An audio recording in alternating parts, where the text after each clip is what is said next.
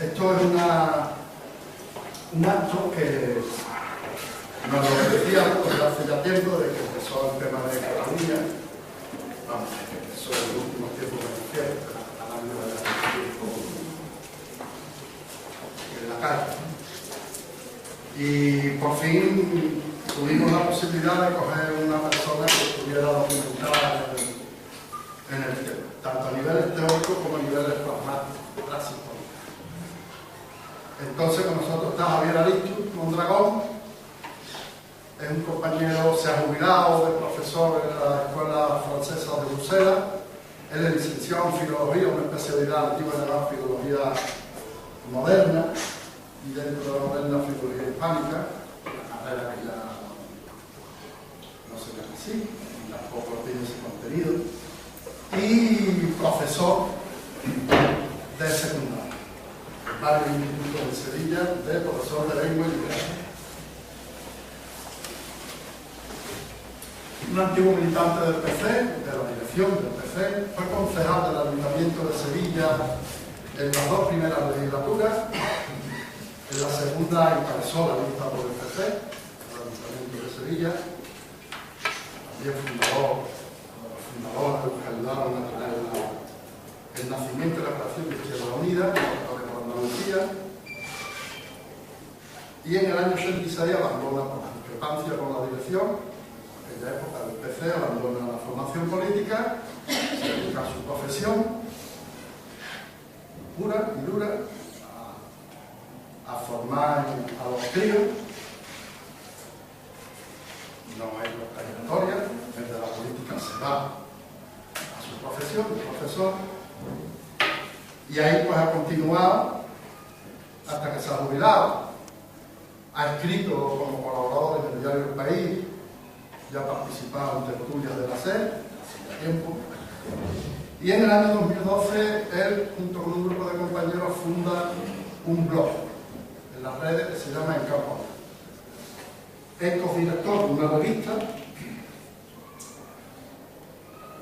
Y por último, no voy a extender más, porque yo aquí tiene que hablar sobre él después de darle. Está ya en editorial un libro que habla no exactamente sobre la transición, pero evidentemente sí toca el tema de la transición desde el punto de vista de la clase obrera, los movimientos sociales, la formación de la clase obrera, el tema de los medios de producción, etc. Y se llama, el título es muy elocuente, el título de este libro, El oficio de resistir. Mirada a la izquierda en Andalucía durante los años 60. Ese es el título del libro, lo edita Editorial Comares y va a estar pronto ya en la calle. Termino leyéndole a usted el prólogo del libro, ¿verdad? Es muy significativo, ya lo dice yo. Dice, lo que llama importar las miradas de la izquierda se refiere a un ramillete de personas, no las únicas, por supuesto, que por aquellos años se jugaron mucho a la hora de comprometerse. Hicieron política, ofrecieron resistencia, pero fueron más allá, crearon toda una cultura política específica que metemos está hoy en vía de extinción, si no ya enterrada. No trata de hacer, quede bien claro, ninguna historia con mayúsculas. Esta la está haciendo un grupo de historiadores andaluces a los que desde aquí agradezco haber leído. En estas páginas se vislumbran piezas sueltas, historias individuales y personales, pero que enlazadas una con la otra llegan a formar un zócalo comprensible acerca de lo que fue aquella izquierda y aquel tiempo. Aquí no están todos los que se jugaron su libertad, faltan seguro otra gente de diversas geografías andaluzas y de otras pertenencias diferentes a las que aquí hay.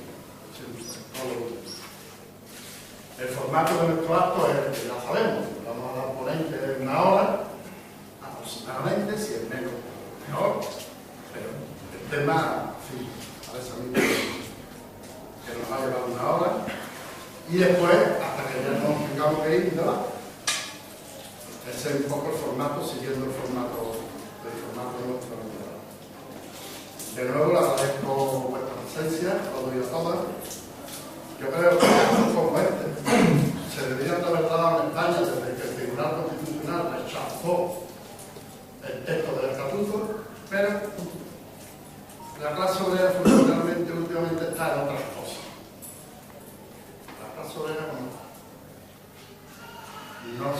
disculpar a la clase como tal, o a los que hemos estado siempre encabezando esa clase, desde diferentes puntos de vista. Pero lo que sí es cierto es que lo que está ocurriendo en Cataluña somos todos un poco responsables por mucho. Cuando la clase obrera, y eso es porque no hace falta contar, es una acción. Cuando la clase obrera no encabeza un proceso de cambio revolucionario o de cambio político, las cosas no van. Y es lo que nos está pasando en el tema catalán. Yo creo que Javier va a ahondar muchísimo en ese tema. Va a haber, seguro, profesores que van a generar debate. Nosotros tendremos que haya debate, que haya discusión, que haya polémica, pero sin insultando y sin... Con menos de Javier, tiene una palabra. Muchas gracias, Jaime, y muchas gracias a la asociación, ya con larga experiencia en temas de memoria y de debate sobre la historia. Hoy vamos a hablar de historia también, aunque lo que nos viene reclamando más desde hace demasiado tiempo es la coyuntura, el presente que no termina nunca de acabar. Yo, precisamente porque esta asociación, la que me ha invitado, y porque me parece que se habla poco de todo lo que es el contexto y los antecedentes históricos del problema que todos estamos, al cual todos estamos asistiendo desde hace unos meses, desde hace unos años, pero muy intensamente desde hace unos meses. Yo voy a tratar de sugerir una serie de cuestiones que, si me permiten, pues va a enfocarlo, o lo voy a enfocar primero como un planteamiento de tipo teórico sobre el tema del nacionalismo. Un segundo bloque lo voy a centrar en las relaciones entre ese nacionalismo y Cataluña, es decir, cómo y por qué surge en un determinado momento en la historia de España un proyecto, un movimiento, una propuesta que se llama catalanismo político. Lo vamos a intentar de someter un poco a un juicio desde la historia. Pero no nos vamos a quedar ahí simplemente en el análisis de lo que fue, sino que vamos a intentar situar lo que es hoy esa sociedad catalana. ¿Cómo es ese tejido? Jaime apuntaba algo ahora mismo. ¿Cómo se ha formado ese tejido que ha dado lugar a que 2 millones de personas se manifiesten periódicamente en torno a una propuesta independentista?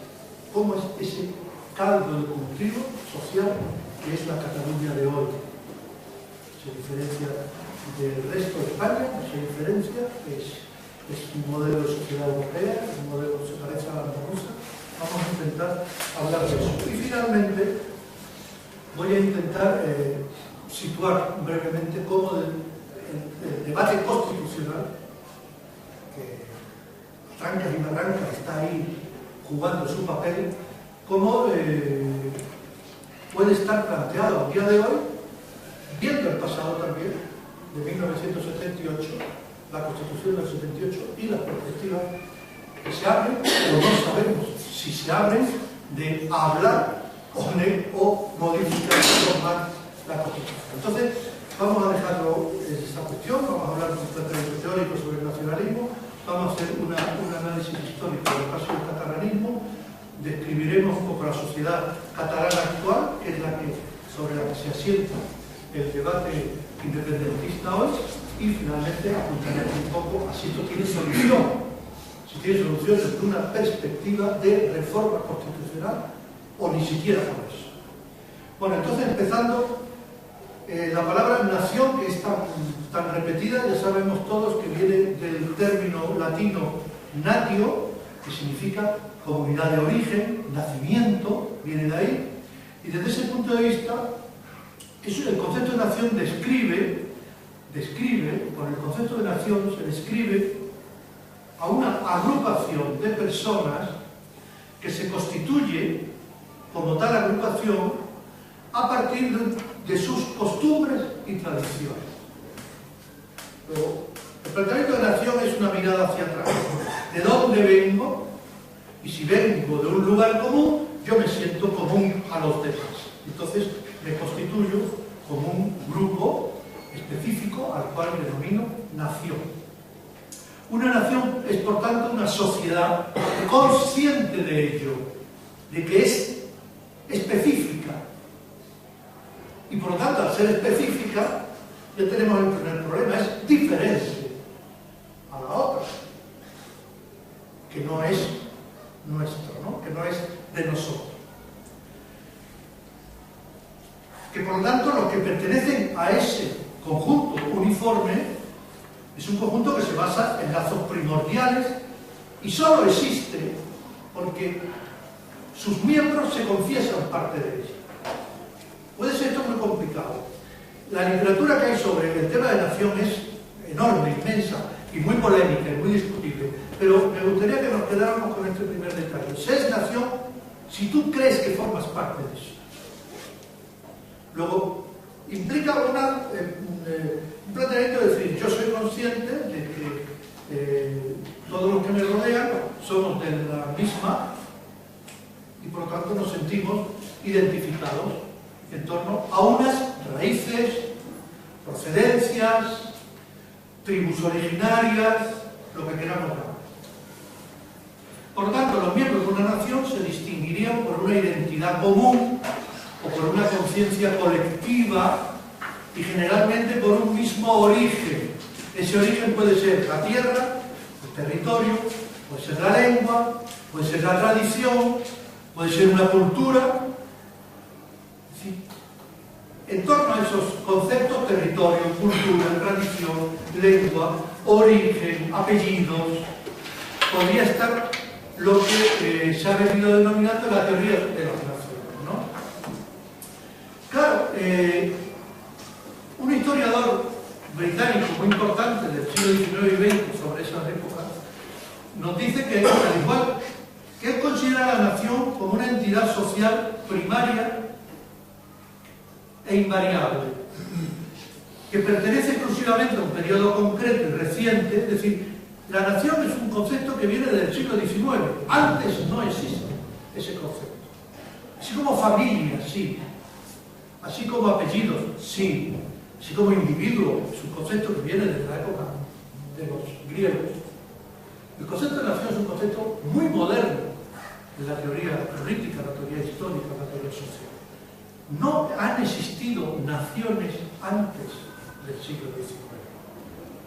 Este es el primer dato que a mí ya me gustaría plantear ahí como un efecto crítico. No han existido naciones, ni nada que se denomine naciones antes de, básicamente, la Revolución Francesa y el Romanticismo. Por lo tanto, segunda idea, que Hobsbawm, este historiador británico, lo plantea muy claramente. La nación es un concepto construido artificialmente. No es un concepto que responda a ninguna naturalidad, ni de sangre, ni de genética.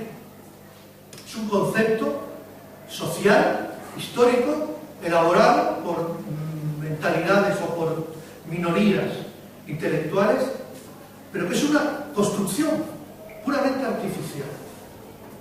Y además es una construcción puramente artificial que tiene enormes riesgos de precisión, de materialidad, de todo. Yo sé perfectamente que esto es una botella de agua, porque la bebo y sé que es un líquido, y además no me enveneno, pues es agua, no es cianuro, tengo que beberlo para eso.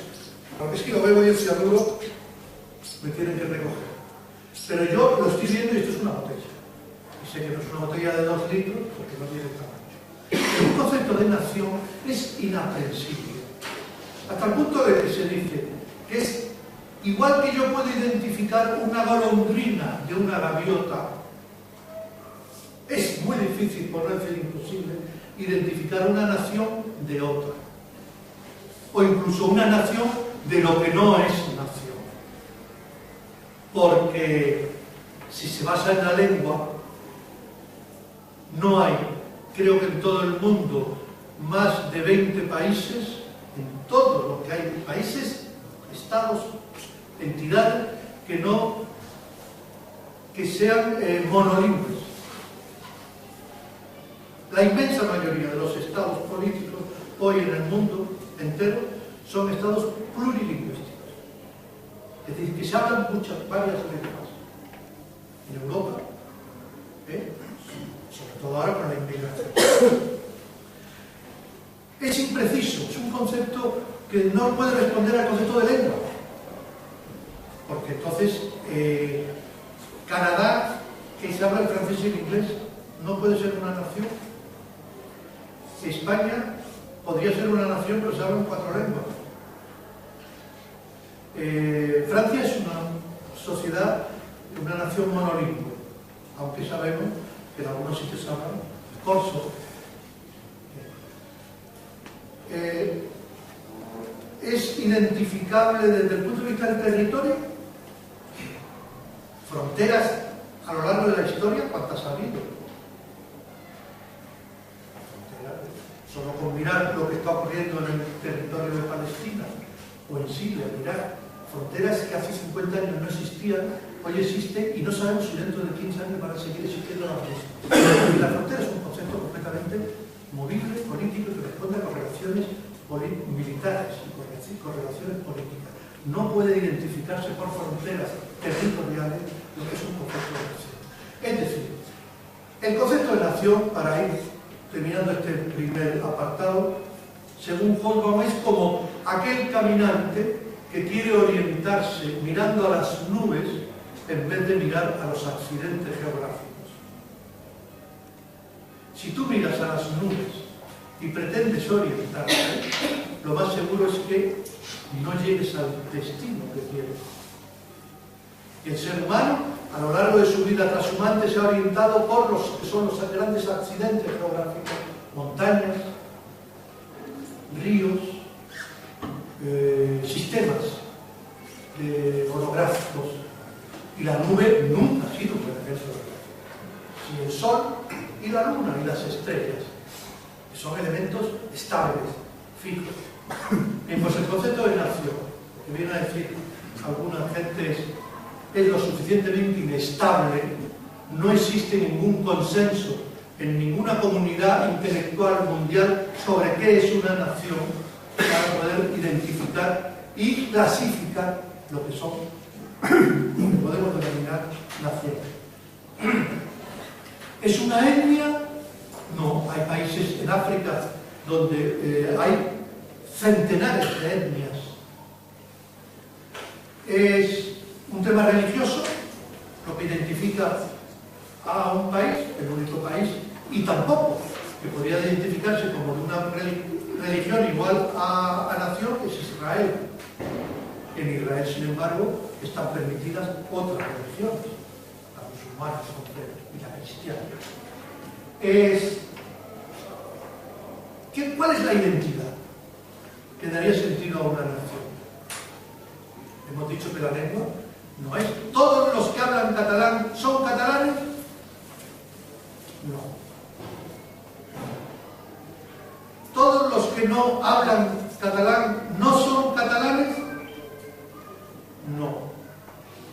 Porque el catalán sabemos que se habla en alguna isla del Mediterráneo, se habla en zonas fronterizas de Aragón, se habla en el Valle de Arán, se habla en el sur de Francia. Es decir, la lengua no es entonces un concepto. ¿Por qué tanto insistir en que somos una lengua nacional? No, no solo una lengua nacional, es una lengua que se habla en una parte de un territorio geográfico en el cual una parte pertenece a una soberanía y otra pertenece a otra soberanía. El tema de las identidades es de los asuntos más conflictivos y que mayores problemas y tragedias ha ocasionado en la vida del ser humano. Las identidades. ¿Qué somos? Aparte de individuos, es decir, inseparables y inmezclables, no nos podemos mezclar uno con el otro, podemos tocarnos, podemos palparnos, pero no nos podemos mezclar. salvo la reproducción a través de la genética. La identidad, ese concepto de decir yo soy, ¿qué es lo que yo soy? Es uno de los asuntos que más se han debatido a lo largo de la historia del hombre, de la persona, el hombre y de la mujer. Pero, ¿qué es lo que identifica hoy, lo que da identidad al ser humano? Aparte de ser un individuo con unos rasgos genéticos irracionales, racionales y racionales. Pues, por ejemplo, ya he dicho que la nación, ahora voy a poner un caso concreto, la etnia, la religión, y si todos los que, de este grupo que tenemos aquí, todos los católicos podían formar una nación, porque su identidad es la católica.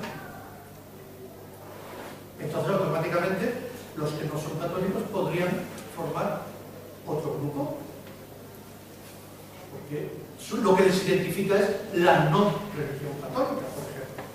¿Y por qué no llegamos más y hablamos de las hermandades? ¿Qué pasa en el Rocío cuando llegan las hermandades el sábado? ¿Qué pasa? ¿Cuántas hermandades hay? ¿Cómo son las identidades ahí? ¿Qué hace uno de Camas con uno de Bollullo? ¿Se siente hermano? Sí, pero tampoco. En fin, ahí las identidades funcionan de una manera claramente de separación, de división. Y no hablemos del Sevilla y del Betis, hombre. No intento hacer caricatura, lo que estoy intentando decir es cómo la capacidad del ser humano para dividir a partir de construcciones identitarias es infinita. Infinita. Entonces, hay que ir desmontando cosas. Hemos hablado de los pájaros, así como yo identifico una golondrina, yo un vencejo, yo un ruiseñor, es muy difícil identificar por la mirada, por la lectura, por tomarme una copa con alguien, muy difícil identificar si es catalán del territorio español o si es catalán del territorio francés. En segundo lugar, ya no sé en qué lugar, los nacionalismos es un producto de una evolución europea, fundamentalmente, a partir de finales del siglo XVIII, y a partir de una cultura romántica, y a partir sobre todo de la explosión de la Revolución Francesa. La Revolución Francesa es la revolución de la nación francesa, que considera que es ella la depositaria de la soberanía, y elimina al rey, lo quita al rey como depositario de la soberanía y dice no, la soberanía ya no la tiene ninguna persona, sino que la soberanía es de todos, del pueblo francés. Bien, ese es el primer concepto de lo que se podría denominar una nación progresiva, progresista.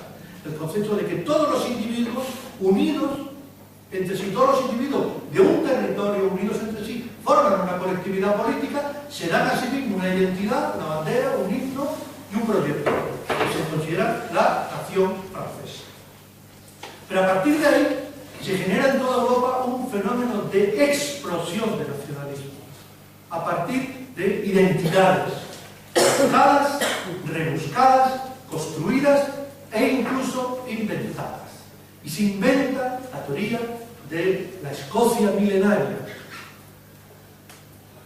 a partir de unas falsedades poéticas, de unos famosos inscripciones poéticas de un hipotético y llamado poeta antiguo, luego se demostró que era falso, que fue una construcción inventada, se desarrolla la idea de que la Escocia milenaria existió ya en el pasado. Y se inventa la Grecia. Grecia es un país que no existe, no ha existido jamás en la historia como tal país. Es un conjunto de islas, un conjunto de ciudades, un conjunto de entidades políticas que luego es subsumida por el Imperio Turco. Pues en un momento determinado es la teoría romántica, la gran visión de la libertad de los pueblos oprimidos, el que dice, no, los griegos existen, Y los griegos son estos, y los griegos van a hacer su revolución nacional contra Turquía. Así surge Grecia. Grecia no ha existido primero. Ha existido una lengua, una literatura, unos griegos, pero eso desapareció, como desaparecieron los iberos y los celtas. Esa explosión que es del siglo XIX y de la cual nosotros estamos, no digo viviendo ahora, pero todavía algún resto de ese oxígeno nacionalista lo seguimos viendo en algunas declaraciones, hoy es muy diferente a lo que era entonces. Y hoy es muy diferente, sobre todo a partir de la Segunda Guerra Mundial, de todo el proceso histórico que después de la Segunda Guerra Mundial se consolida en torno a dos grandes bloques: el bloque norteamericano, el bloque occidental y el bloque de la Unión Soviética. A partir de la caída, del derrumbe del espacio político, geopolítico de la Unión Soviética, es cuando irrumpe una explosión auténtica de nacionalismos territoriales. Que en un momento determinado, en la época de Lenin, fueron integrados de una manera pacífica o de una manera no pacífica en el gran Unión Soviética, que son esos territorios asiáticos de los cuales nunca habíamos oído hablar hasta el año 90, 91, Uzbekistán, los llamados Istán, porque todos terminan en Istán. Esos territorios que pertenecían a un dominio, a un control, pues pasan y dicen: no, nosotros independientes y con nuestra propia entidad, en un mundo en el cual yo voy a codearme en igualdad con nosotros y con Rusia. Y a partir de ahí se extiende como una mancha de aceite todo el asunto de los antiguos unidades políticas que la Segunda Guerra Mundial, los pactos de Yalta, básicamente habían consolidado como espacios de coexistencia y competencia geoestratégica de Estados Unidos y la Unión Soviética, que son muchos de los que estamos aquí, los hemos vivido en aquellos debates que teníamos en los años 70 y 80, ¿qué ha quedado de todo aquello? Pues lo que ha quedado es un desmembramiento absoluto del bloque soviético, un desmembramiento absoluto. No queda nada de aquello. Todos vimos, ¿os acordáis? En el año 91, me parece que fue, por la televisión, el golpe de Estado contra Gorbachev, la disolución del CEI, la Confederación de Estados Independientes, el surgimiento de Rusia con Yeltsin como país nacional, recuperando las viejas águilas de las banderas del Imperio Ruso. Es decir, es toda una rehacer lo que se había intentado construir. No lo vamos ahora a analizar ni a criticar, a partir de la Segunda Guerra y el triunfo sobre el nazismo y la política de coexistencia del bloque. Bien, y eso ha llegado hasta nosotros, ha llegado a Europa, porque hay un tercer fenómeno que es el que influye en todo esto y que está correlacionado con el hundimiento de la Unión Soviética. Es el fenómeno, un fenómeno que es doble: el fenómeno de la revolución tecnológica, que supone una transformación absoluta de todos los sistemas productivos conocidos en nuestra civilización industrial. Todo el tema de la manera de producir bienes y servicios cambia con la revolución tecnológica. El chip, el ordenador, modifica todo el sistema. Y eso afecta a las sociedades del mundo entero. Luego, si quieren, podemos hablar un poco de eso. Y la segunda cara de la moneda, de esta moneda, es, junto a la revolución tecnológica, la globalización económica. Es decir, la desaparición de empresas nacionales, la desaparición de empresas ubicadas en un solo territorio y que se podían hacer negocios en otros territorios, sino que son empresas sin territorio. Empresas que existen en todo el mundo y en ningún lugar. cotizo aquí, pero mi centro de producción está aquí. Yo pago mi impuesto en Irlanda porque es más barato, pero mi centro productivo de tal asunto lo tengo en Finlandia. ¿Dónde está la sede central? No hay sede central. Es una sede en red. Funciona difuso. Es decir, son empresas que están modificando toda la manera de entender la vida económica y empresarial. Y eso está afectando a todo el mundo. Y está generando, que es el gran resultado, entre la revolución tecnológica, que nos echa del trabajo, con 40, 45 años, una revolución tecnológica que ya no acepta la misma masa de trabajo que había antes en Occidente, porque no hay capacidad productiva para meter a tantos cientos de miles de jóvenes técnicos, de jóvenes ingenieros. Toda esta gente se queda sin perspectivas de futuro. Entonces, la revolución tecnológica, la globalización está generando una consecuencia en la sociedad que es una consecuencia de frustración, carencia de expectativas y sensación de navegar sin remos, de ir al pairo, a la deriva, sobreviviendo de la peor manera. Al final hablaremos de esto. Entonces, recuperamos la idea de que el nacionalismo es una teoría que se inventa la nación, no a la inversa. Es decir, las naciones no han existido en la historia hasta que alguien decide que existe. Han existido reinos, han existido entidades feudales, han existido efectivamente sociedades con un poder que alguien lo detentaba. El rey, el señor feudal, el parlamento. Pero como tal nación, solo hay que esperar a los procesos de muy largo recorrido que empiezan a partir del siglo XVI fundamentalmente, y que se consolidan básicamente a partir de la Revolución Francesa, como dije antes, en el siglo XIX.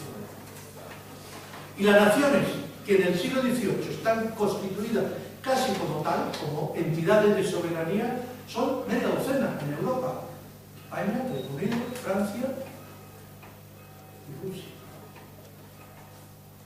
No hay más. Todo lo demás son territorios con diferentes soberanías. Unos pertenecen a las soberanías anteriores y otros son entidades que sobreviven como pueden en un mar de correlaciones y de competencias políticas. Pero no han existido las naciones, y esto es lo que me interesa destacar. Son los nacionalistas, considerados como intelectuales, que generan la idea, lo que esa idea, de una eficacia asombrosa, se pone en marcha y se aplica. Yo invento el concepto, invento el contenido de ese concepto, lo divulgo, lo difundo, hago pedagogía sobre él, una pedagogía tan eficaz que la gente lo asume, lo cree y dice: oye, pero si somos de la nación camera, ¿por qué formamos una nación? Porque nos ha convencido. Y tenemos una bandera que, por supuesto, la inventamos en ese momento, aunque decimos que viene de cuando aquel Tartésico fundó Camas. Sí, está demostrado. La medalla del carambolo es el origen.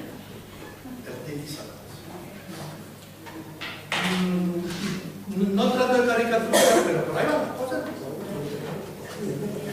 Con falsedades, con interpretaciones sesgadas, con conclusiones que y si además tenemos algo en común, además de ser individuos humanos, tenemos algo en común como es una lengua, o que vivimos en un territorio desde muchos años antes y tenemos parientes comunes, pues más fáciles.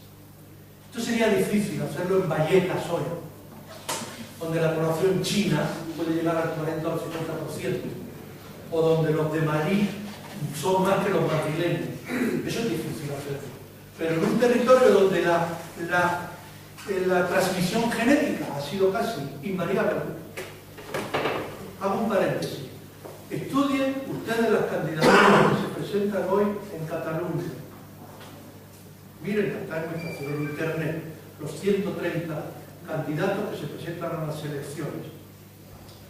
Consulten y comparen la candidatura de Esquerra, la candidatura de, ¿cómo se llamaba? Cataluña, Juntos per Cataluña, y compárenlas con las de Ciudadanos o el PSC. Y díganme los apellidos García, Martínez, López, Fuentes, Rodríguez, ¿dónde están? Ni uno en las candidaturas de Cataluña, Junts per Catalunya. No hay ni uno. Sí, el apellido como identidad genética, aquí está jugando un papel decisivo. Y hablaremos después de la sociedad catalana. Entonces, son los intelectuales, cuando hablo de intelectuales, es el grupo de personas que piensan, que deciden, que influyen en las sociedades, los que inventan el concepto de nación y a partir de ahí se aplica y se construye. No es al revés. Y esto es muy importante. Por eso, si esto lo aplicamos hoy día, es de una eficacia asombrosa, porque el independentismo hace 8 o 10 años no era nada en Cataluña. No era nada, no llegaba al 10%. Sin embargo, hoy es el 50% de la población. ¿Qué ha ocurrido ahí? Ha ocurrido una serie de procesos sociales, pero ha ocurrido un proceso de construcción pedagógica, ideológica, de transmisión de una serie de valores que una parte de la sociedad catalana ha mimetizado, se ha impregnado de ellos, no quiero decir se lo ha creído, lo ha aprendido porque cree que le interesa en este momento y que va en su interés. Bien, pasamos al segundo bloque. ¿Es por lo tanto Cataluña una nación? Pues yo qué quiere que le diga, lo que cada uno quiera. ¿Tú te consideras de la nación de Cama? Es decir, es como si me preguntan ¿qué es ser del Sevilla Fútbol Club? Nunca se ríe. Se lo cree. Claro. Pero que tú te sientes nacionalista catalán, y a mí. Yo no voy a discutir eso, me explico. Lo que cada uno se sienta lo que quiera. Lo que no podemos es, de ese sentirse algo, convertirlo en una categoría política para funcionar en el país. Ese es una de las enormes tragedias a las cuales estamos asistiendo. Es como en la guerra de religión antes. Tú eras católico, tú podías ser o decapitado o tú podías decapitar a otro por el hecho de sentirte católico. Esto va un poco, no es igual, evidentemente, pero vamos a ver. Entonces, ¿es Cataluña una nación? Pues algunos dicen que sí. Por ejemplo, pues dice un sociólogo muy reputado, Salvador Giner, que la Cataluña de hoy es el resultado de varias corrientes históricas que juntas determinan su singularidad. Tenemos una palabra ya clave, singularidad. Solo hay una Cataluña. Y lo que está fuera de Cataluña no es Cataluña. ¿Me siguen, no? Son, entre otras, estas singularidades son, por ejemplo, un pasado remoto fuerterense feudal. Que hubo en Andalucía, no lo hubo, y es verdad, pero lo hubo en todo el resto de Europa. Luego, el carácter feudal no es propio solo de Cataluña. Una revolución burguesa autóctona. Tengo mi duda. Una casi permanente pertenencia del país a lo largo de los tiempos a unidades políticas más amplias. Es decir, Cataluña no ha sido nunca una soberanía autónoma. Ha pertenecido al Reino de Aragón, al Reino de España o al Reino de Francia. Eso es verdad, no ha tenido historia como entidad autónoma. Por supuesto, independiente jamás. Ha tenido a Barcelona como la ciudad determinante. Eso por lo visto da identidad. Tiene un alto grado de conciencia étnica y nacional. No sé cómo se ha medido eso. Tiene una lengua propia. Propia. ¿Qué es eso de propia? El francés de Perpiñán habla una lengua propia o ya es impropia.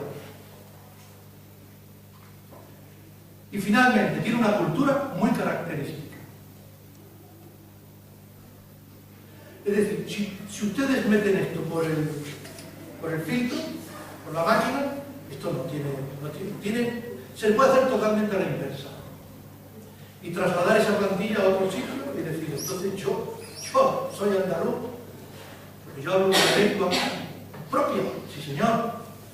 Bueno, no es una lengua, hablo en castellano, pero cuando voy a Madrid me dicen, mira el andaluz. ¿Por qué? Porque hablo de una manera especial. Es decir, cada uno podemos construirnos nuestra propia manera de ser, si es cuestión de como el que hace el cocido. El cocido tiene una regla, pero tú le puedes hacer multitud de variantes, ¿no?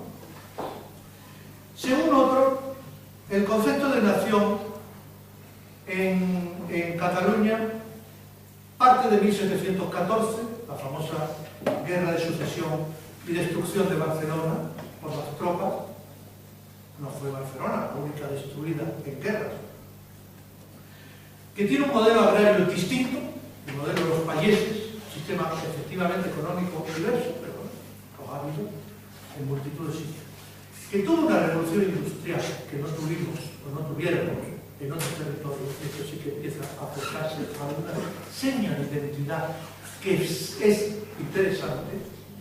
Esa revolución industrial generó unos modelos de relaciones sociales entre los catalanes y de los catalanes con los demás peculiares, que tiene unas instituciones económicas que no existen en otras partes de la península, sin duda, y que evidentemente que a partir del siglo XIX algunos catalanes preclaros y potentes empezaron a desarrollar una teoría de la cual vamos a hablar ahora mismo. Esa teoría, que es la teoría del catalanismo, la teoría que viene a decir Cataluña es un ente distinto y diferente y por lo tanto tenemos que avanzar hacia profundizar y dar formalidad a esa diferencia. Bien, la teoría de eso llamado el catalanismo, hay muchas variantes, muchos matices, pero por un lado tiene dos caras de la misma moneda. Por un lado es un fortalecimiento, un subrayar la diversidad catalana frente a España. Es decir, yo tengo que marcar mi diferencia y para eso tengo que reforzar, y si no, las construyo, las subrayo, las invento, las desarrollo, identidades para que no se me confunda con el otro. Y el otro es España. ¿De acuerdo? Pero por otro lado, la contradicción es flagrante porque esa sociedad catalana es una sociedad que está económica, social y culturalmente entrelazada completamente con el resto de España. No es una sociedad zombie que ha funcionado a su manera, sino que ha estado... La historia de Cataluña es una historia desde el siglo XIII, es una historia que está entrelazada con la historia nuestra, completamente. Entonces, eso ha generado una serie de lazos económicos, lazos comerciales, lazos sociales, lazos culturales, que es difícil sustraerte y decir, no, yo soy distinto a ti, pero oye, si yo vengo todos los días a comprarte a la tienda, ¿cómo? O sea, esto ¿cómo? Esa contradicción de las dos caras, por un lado sentirse no español, y por otro lado saber que gran parte de toda su identidad depende de la relación con el otro en general. ¿Cómo lo han resuelto históricamente? El catalanismo es un invento burgués. El catalanismo procede de la cultura industrial catalana. de la cultura industrial del textil. Pues formula la siguiente teoría, que es la que ha funcionado durante casi todo el siglo XX, y sobre todo desde 1850 hasta 1930, la República y la Guerra Civil. Básicamente consiste en decir: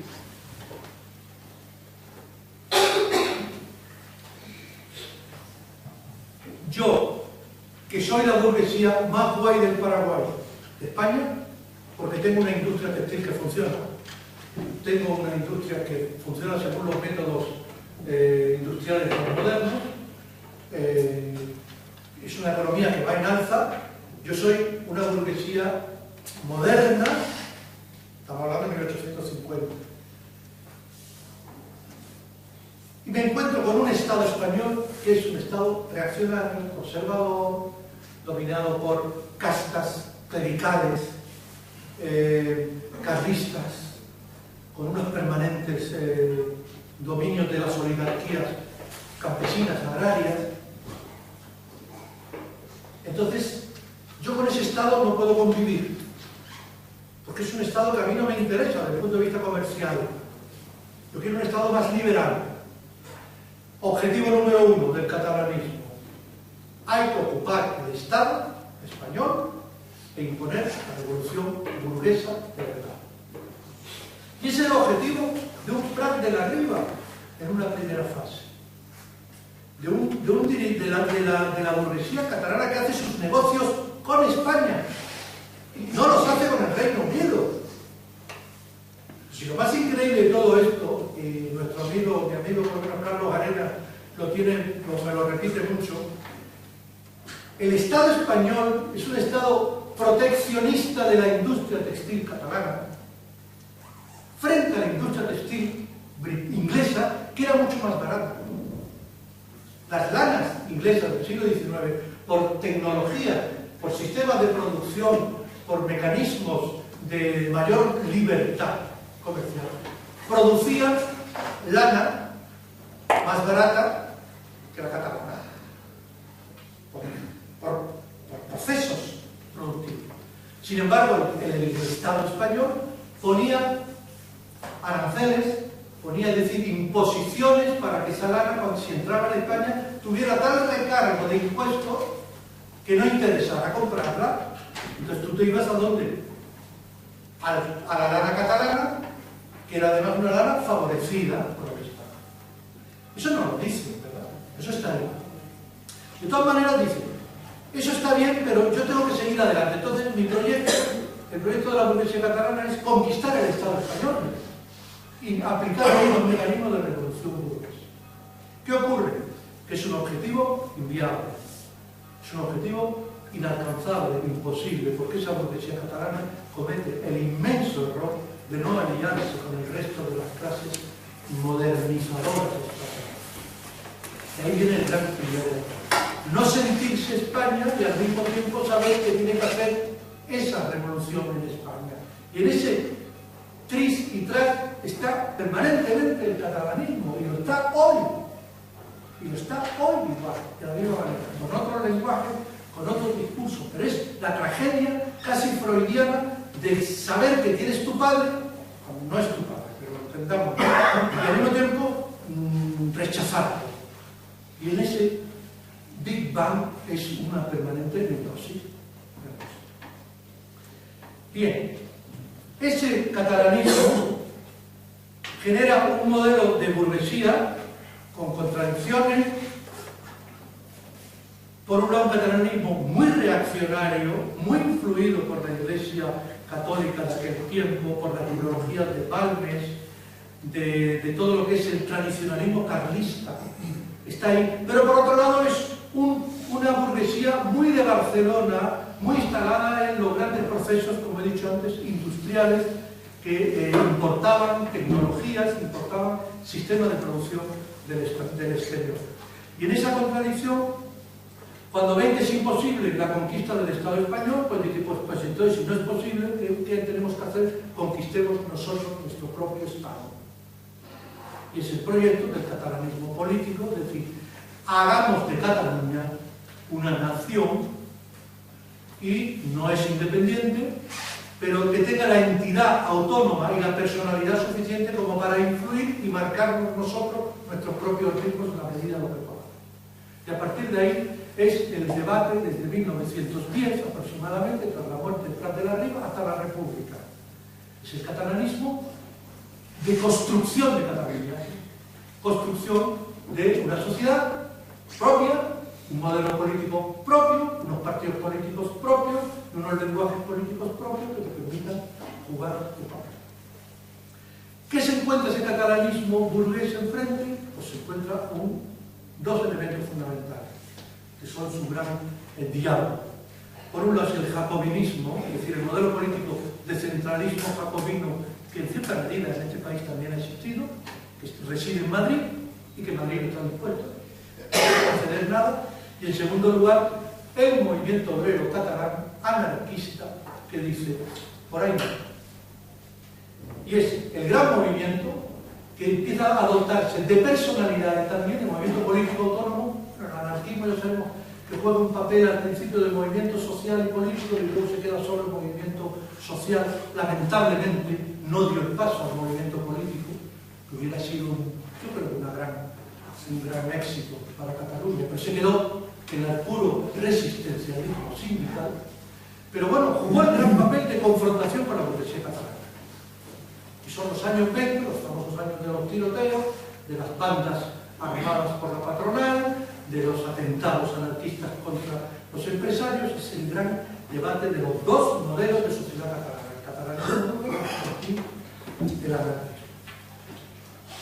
La guerra civil se cepilla todo eso, como ustedes saben, y viene el largo desierto del franquismo hasta los años 50, donde surge, voy a ir muy rápido ya, donde surge un fenómeno, una personalidad que yo cada vez que lo analizo un poco me parece que es una de esas grandes figuras que con todas sus contradicciones ha pasado a la historia.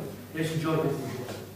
Pujol es el personaje que construye el nuevo catalanismo a partir de los años 50. Algunos historiadores o cronistas del presente dicen que es casi más importante que Prat de la Riba. Prat de la Riba es el que construye el catalanismo histórico, tradicional. Pujol es más influyente aún que Prat de la Riba, porque es hoy, y eso yo creo que es cierto, vamos, yo por lo menos me parece, en mi opinión, que sí, lo que está sucediendo, no de una manera natural, pero no es contradictorio con lo que plantea Jordi Pujol en los años 60. Lo que plantea básicamente Jordi Pujol en los años 60 es desde la sociedad, que es una sociedad oprimida lingüísticamente, oprimida culturalmente, oprimida políticamente,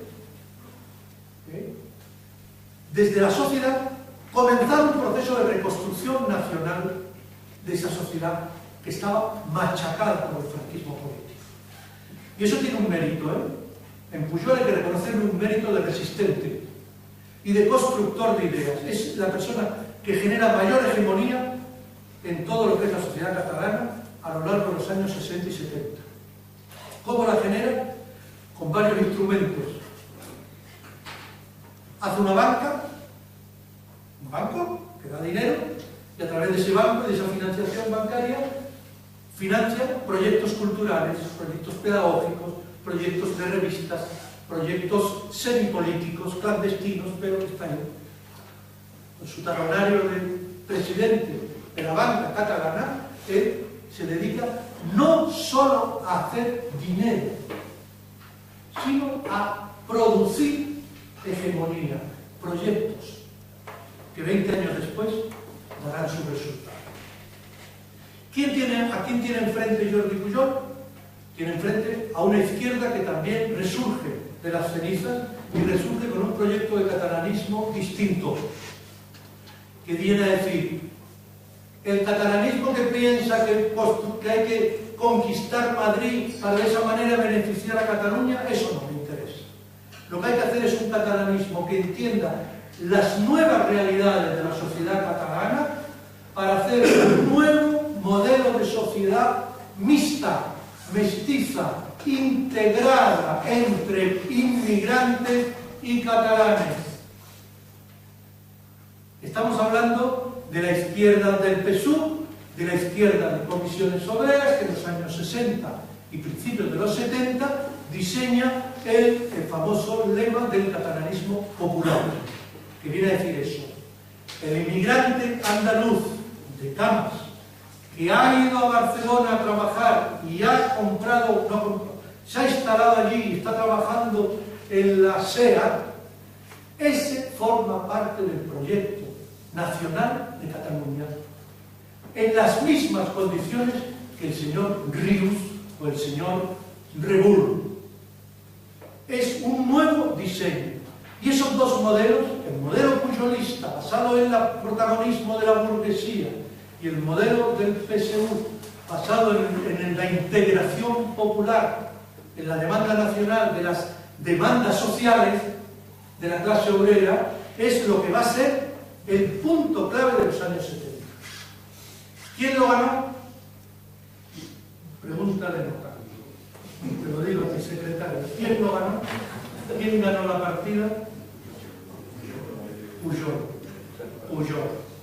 Pujol se llevó de calle asombrosamente, porque estamos hablando del año 77, la izquierda, PSC, PSU, tienen la mayoría. Es la gran revolución política. Tienen la mayoría. Sin embargo, 2 años después, en las elecciones autonómicas, Pujol los desborda, saca la mayoría relativa, pacta con Esquerra republicana, que ya era independiente entonces, pacta con Esquerra y le dan el gobierno en el año 61 a don Jordi Pujol, que dura 20 años gobernando. Todas las ideas que antes las había hecho desde la banca catalana, ahora desde el gobierno de la Generalitat las va a aplicar. ¿Cómo? Modelo de escuela monolingüe, cultura catalana exclusivamente. Si el inmigrante quiere integrarse en Cataluña, tiene que aprender catalán y aceptar la cultura catalana. Como mucho se financia la feria de Hospitalet, para que los andaluces se sienten contentos, pero nunca va a aceptar que eso de la cultura, que no es catalana, entre comillas, forme parte de un proyecto, no. Y comienza todo el enorme dispositivo de generación de élites políticas que desde el gobierno de la Generalitat van a influir desde arriba en el control y en la extensión de un modelo de nacionalidad, un modelo de sociedad política como es la catalana. Voy a terminar porque no quiero pasarme de tiempo, me quedan 5 o 6 minutos. Lo que hoy está pasando es lo que Pujol diseñó, en parte sí, en parte no. Es Pujol, era Pujol en el 65, cuando sale de la cárcel, porque sabe que estuvo en la cárcel por militar contra Franco en el Liceo de Cataluña. Le metieron 7 años de cárcel, un consejo de guerra, que muchas veces se olvida. Luego es un corrupto, desfalca a la banca y le hizo de la banca catalana un auténtico desastre. Y luego sabemos de la fortuna familiar. Al final los grandes mitos todos van al servicio, todos usan el mismo papel higiénico que nosotros. Es decir, los mitos es lo peor que puede tener uno en la cabeza, salvo que no sea para los mitos griegos. Bueno, pues Pujol, a pesar de todo eso, es una personalidad política resistente, que se enfrenta a Franco y que es capaz de construir un proyecto antifranquista, democrático pero catalanista. ¿Es lo de hoy aquello? Yo pienso que en parte sí y en parte no. Es decir, en parte sí. Estas son las consecuencias de todo un modelo de llamado transmisión ideológica y cultural. Desde la verticalidad de una administración pública muy controlada por el poder político. Pero por otro lado, ha habido una serie de fenómenos y de novedades en los últimos 8 años que ha cambiado radicalmente el esquema. Yo dudo mucho que Pujol hace 15 años o 12 viera el independentismo como solución al problema de Cataluña. Lo dudo. Yo creo que a él le interesaba aquello del peix al cova, es decir, pájaros volando, pájaros en mano. Si yo cojo del PP esto, me lo llevo. Si cojo del PSOE aquí, me lo llevo. Ese trabajo que hizo durante 20 años de gobernar sin formar parte del gobierno era lo que le interesaba a Pujol. ¿Qué ha ocurrido? Ha ocurrido una crisis económica brutal, ha ocurrido un desfondamiento absoluto del sistema industrial catalán. Se ha desfondado. Hoy casi no existe la industria catalana, la SEA, que es lo que queda. ¿Qué es lo que hay? Lo que hay es un sistema de que la gran burguesía catalana, que antes basaba su fortuna en el tabaco, o en el textil, o en industrias químicas, farmacéuticas, hoy están volando por el mundo mundial. Son sociedades globalizadas, no tienen patria. Aunque se llamen Rull, se llamen Fournier, se llamen Carandel, son ciudadanos del mundo sin fronteras. Donde va el dinero, allí van ellos. Y ya no existe esa burguesía que mandaba antes del Cataluña. ¿Quién ha ocupado el poder entre comillas? Una pequeña fracción de una burguesía funcionarial, administrativa, que ha vivido los últimos 20 años al calor de la administración pública y que quiere seguir, y que la única manera de seguir es reforzando esa administración autónoma de Madrid. Es una manera de hablar, evidentemente es más complejo. No existe ya esa burguesía que era capaz de pactar. La que es capaz de pactar se ha ido. El Banco Sabadell, la Caixa, se ha ido. Pero todas las grandes fortunas hoy están, como ustedes saben, son los fondos, los grandes fondos que dominan la economía globalizada. Entonces se ha producido una auténtica revolución social que ha transformado toda la dinámica de clases también en Cataluña. Hoy no existe una clase obrera, como a la que Jaime hacía alusión antes, no existe esa clase obrera que pudiera decir es el baluarte. Sale a la calle, ha empezado a salir a la calle, con la bandera española, curiosamente, en Barcelona. Son los hijos de aquellos que eran los trabajadores de la SEA, y de la Endesa, y de la ELSA, y del Bajo Llobregat, y del Vallés. Son los hijos y los nietos de aquellos inmigrantes castellanos y andaluces que fueron allí, que posiblemente no se han sentido nunca integrados plenamente en la sociedad catalana, y que ante esta situación de ruptura han tomado terreno y han dicho. Con lo cual, concluyo, es una sociedad hoy dividida completamente, desde mi punto de vista, es una sociedad frustrada. Estoy diciendo palabras gruesas, pero para que podamos luego debatir. Es una sociedad... Andalucía tiene elementos de frustración, sin duda. Sin duda, yo creo que la situación económica, social, es como para que cualquiera de nosotros, de nuestra familia, sabemos dónde están los problemas y criticamos duramente. Y nos sentimos muchas veces frustrados porque no se han conseguido los objetivos que nos planteamos hace 25 o 30 años. Pero es que en Cataluña, además de eso se ha mezclado con una demanda que es una demanda imposible. En un mundo globalizado, europeizado, con unas instituciones de soberanía europea como las que existen, plantearse la dinámica independentista es echar más calor al fuego. Si la gente se sentía frustrada, hoy se sienten más frustradas que hace un año. Porque el objetivo de la independencia, que iba a ser la gran salida, hoy es la gran... han quedado, aunque no lo digan. Son gotas que van marcando el suelo y que al final te encuentras que hay un inmenso charco. Porque la gotera hay... Eso es lo que va a empezar a ocurrir, yo creo, a partir de ahora. Es una sociedad a la cual le faltan expectativas económicas. Vemos que el futuro es muy negro. Es una sociedad que está dividida en familias. Es una sociedad que tiene un problema de crisis política igual que la que puede tener en cualquier otra región española, crisis de representatividad, sin duda. Pero es que allí, claro, en un totum revolutum, la izquierda ha cogido y ha dicho, no, yo soy el que resuelve todos los problemas. Y ha metido todo en un saco que veremos a ver por dónde sale.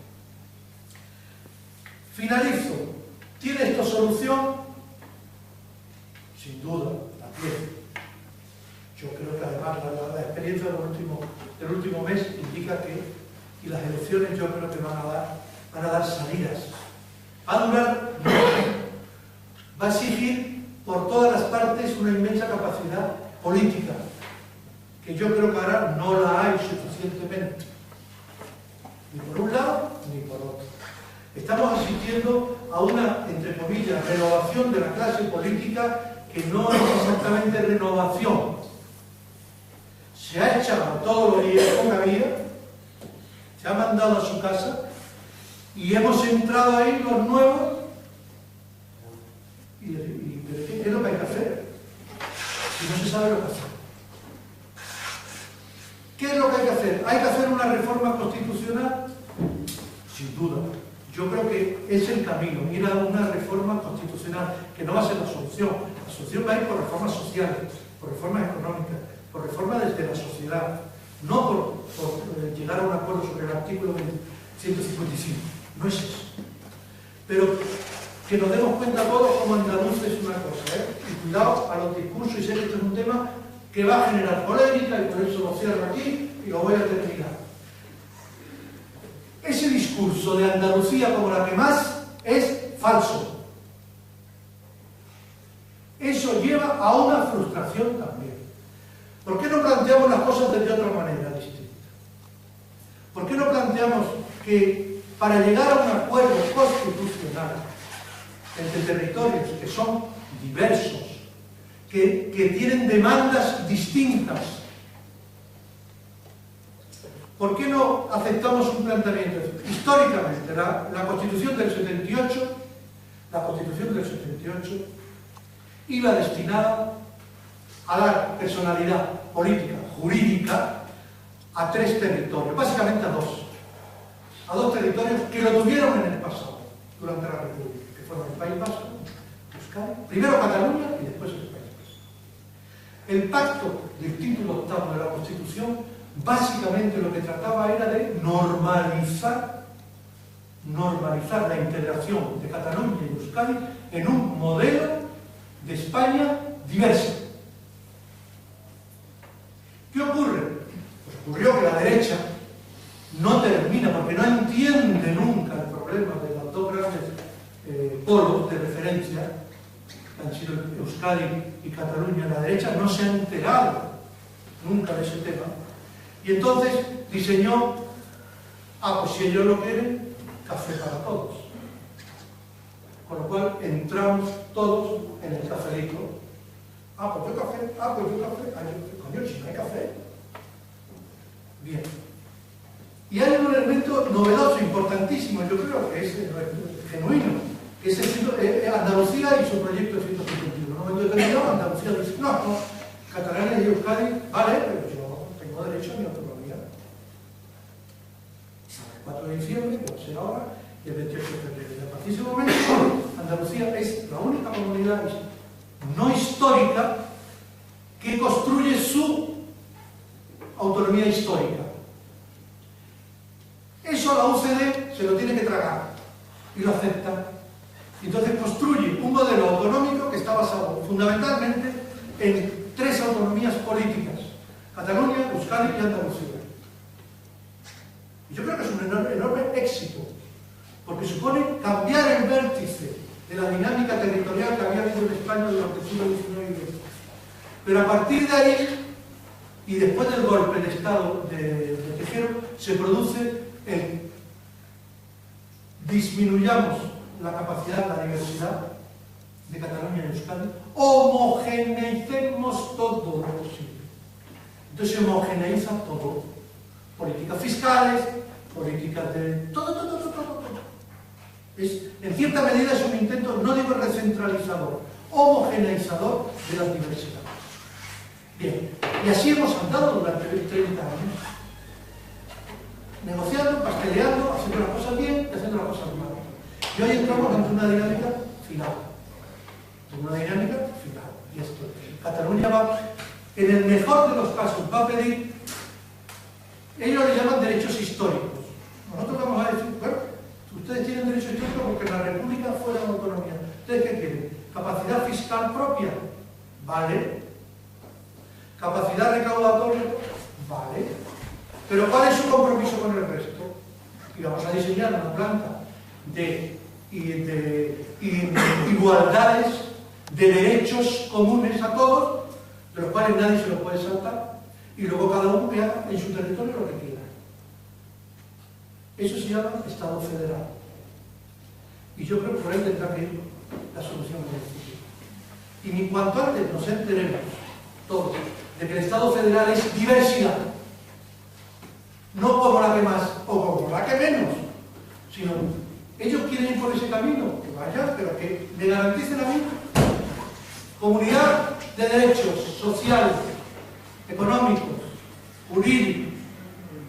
¿Usted quiere hacer?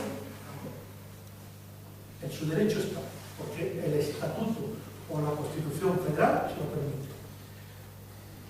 ¿Será posible? Pues yo no lo sé, ni por uno ni por otro. No le veo al Partido Popular y menos le veo a los catalanistas sobre esta situación. Me he pasado 7 minutos, de lo cual me pido disculpas, pero afortunadamente